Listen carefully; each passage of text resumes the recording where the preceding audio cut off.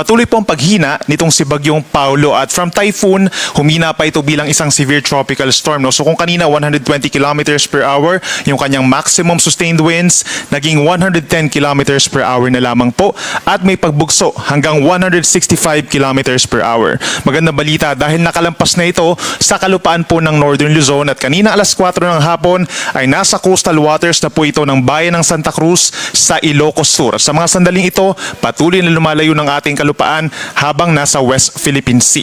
Isa pang magandang balita, patuloy ang pagbilis din nitong si Bagyong Paulo palayo ng ating kalupaan, moving west-northwest at 35 kilometers per hour. Base sa ating latest satellite animation, nahagip pa rin po directly nitong si Bagyong Paulo ang malaking bahagi ng Northern and Central Luzon, lalo na yung western sections, Ilocos Region, Cordillera Region, Zambales, Bataan, medyo mabagyo pa rin po, no? Mataas ang tsansa ng mga ulan at malakas na hangin sa mga susunod na oras.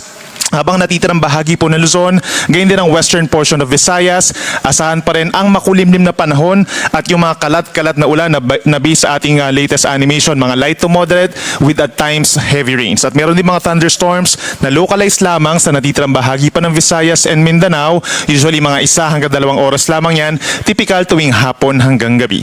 At yung ating mga cloud clusters na minomonitor sa may silangan at silangan ng extreme northern Luzon, maliit pa rin po ang tsansa na maging isang ganap na low pressure area within the next 24 hours pero patuloy pa rin natin itong minomonitor.